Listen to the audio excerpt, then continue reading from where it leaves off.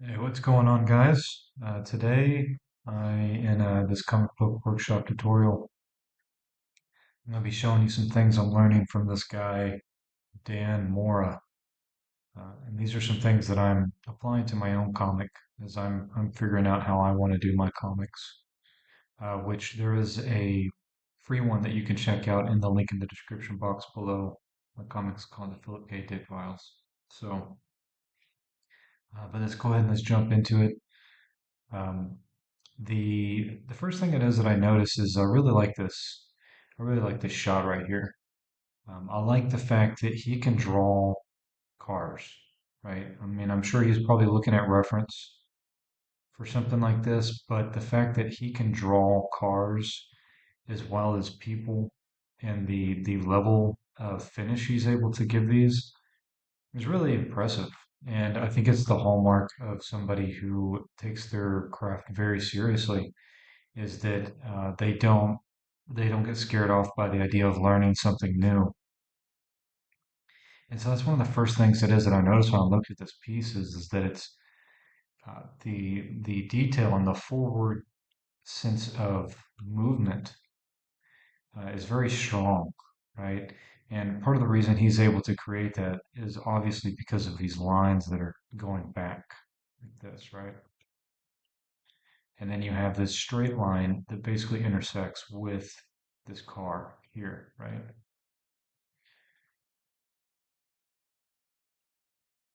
It was also very clever for him to take these clouds and drop them into the background to separate between the car and the sky because the car is actually quite dark, and so you could easily get lost in the dark. But anyway, then we zoom in and we get an idea of the mindset of the driver and his movements. He grabs hold of the wheel and then he turns it, right? So there's this progressive, like almost zooming out of the character's perspective, or to get more of a, a view of the character. Something like this is just it's an awesome establishing shot. I mean, he really shows that he understands perspective. I imagine this is a I'm not sure exactly what this is for, but I imagine it's like some sort of Assassin's Creed type story. I mean, that's definitely what it is that it looks like to me. And the first thing it is that I notice about it, like I said, it's just a level of confidence that this guy has with being able to draw basically anything.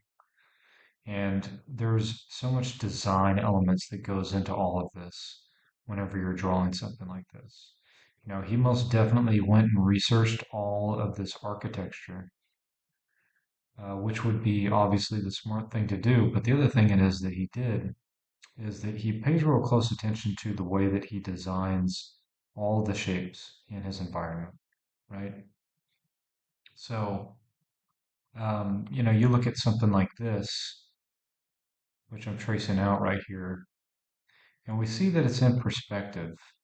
But there's a couple other things that are worth um, taking a look at and worth understanding if you're a comic guy. Because, like I said, you know, one of the strengths of this guy is his ability to pretty much draw anything, right?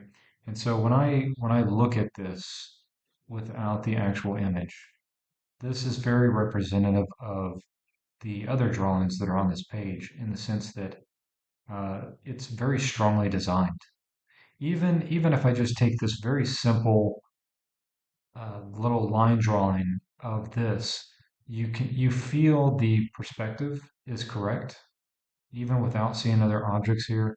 You also feel that there's a good sense of design, and by that I mean he he knows how to make the shapes interesting and how to make them look like they're actually there.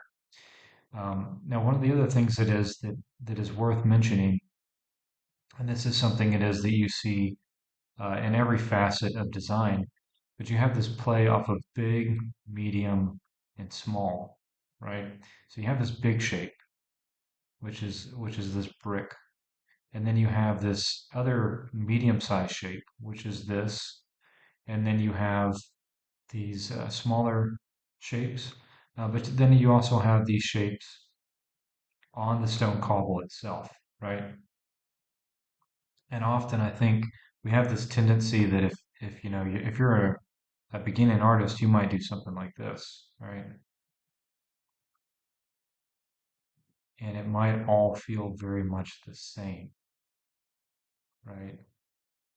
Like there is some design going on there, but it doesn't feel as strong of a design as what it is that he has here, right? Um, I mean, if you were to take something like this and you were basically to cut it in half, then you can start to see what I'm saying, that it doesn't have a level of design that this has to it, right? So even if you just think about this just in terms of squares, if you have a rectangle and then you bisect that right, if you, yeah, let me explain it like this. This is a better way of explaining it. I have this rectangle right here. I have this rectangle right here. And so if I just take a line and I cut that in half, and the two sides are even, you have to ask yourself which one is more visually interesting. What if I have like this? What is it that's more visually interesting?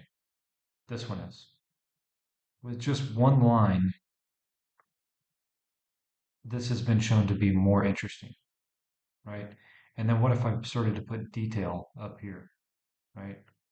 And then I put a little bit of detail here, and I'm just drawing lines and making shapes, but already you can see that there's more visual interest in taking a shape and making it asymmetrical, making something asymmetrical and pushing it to one side or pushing it to the other. Keeping things in the middle and making them symmetrical is really not interesting. And that's one of the advantages of being able to draw in perspective like this, is that, all of these sides are essentially pointing, they're all pointing in the same direction, all the corners, right? And even the smoke that trails out, it's all pointing to the same thing, right?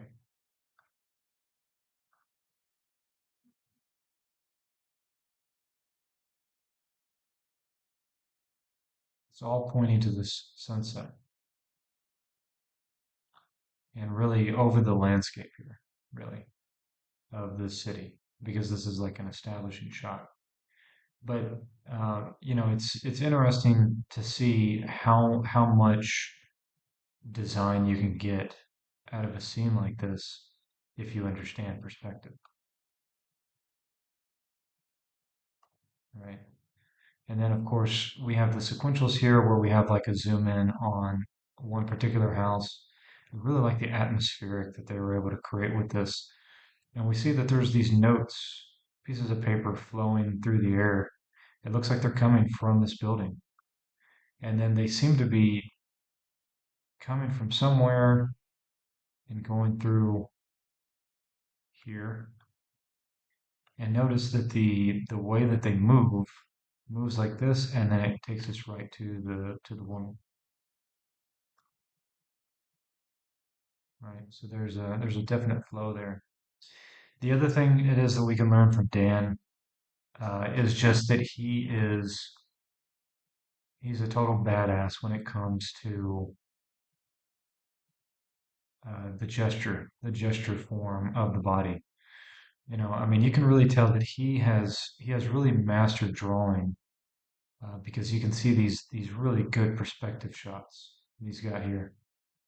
Really cool. And this is very technological and very straight edged shapes, and these contrast very well against this more organic shape, or well, this organic shape, not more organic, this organic shape. And not only that, but it has a gesture to it, right? A very strong gesture to it. Oops. I love this. This is really cool. I'm curious what the storyline is.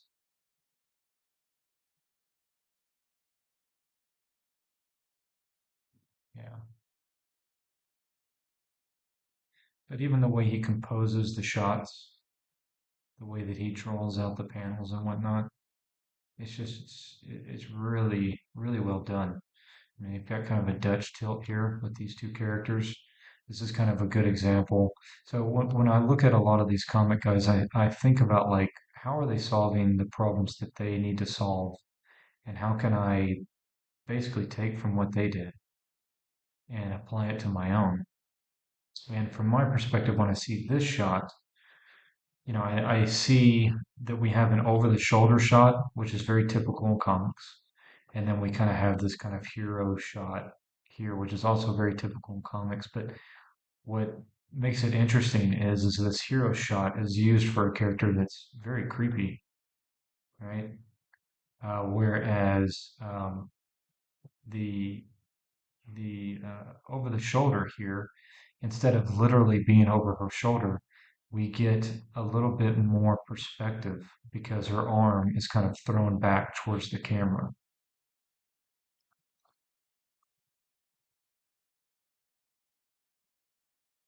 Oh wow, that's a super low res image. I apologize for that.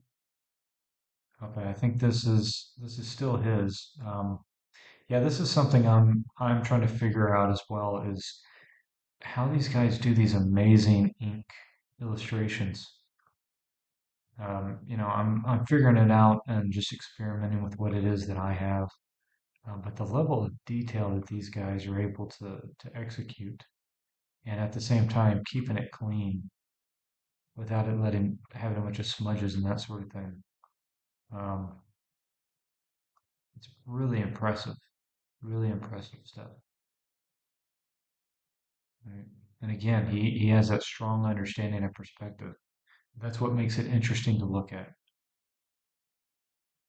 I got one more here for you. So this one could be just a storytelling moment. And I'm curious if he did this digitally, and I'm curious if he drew this background here. I'm sure he does. I'm sure he did, but there's something about it looks very 3D to me. I don't know why. Maybe somebody else has an opinion. But I like the back and forth storytelling elements that you have. You have this Batman and you have this Batman, and you have them, grimacing at one another, and then you have them turning away, and then he flips it here and puts them here and here with the opposite one walking away. So I thought this was really cool. It kind of reminds me of some of the other things I've seen where the comic art almost looks more like a illustration, like an idea for an illustration that's explored in a series of panels, rather than a comic page per se, right? So anyway, thanks guys. Thank you for checking out my tutorials. I hope that they're helpful. If you're a comic artist and this is the sort of thing it is that you like to do, I got a Discord group. You can come and hang out and study with us. The link is in the description box.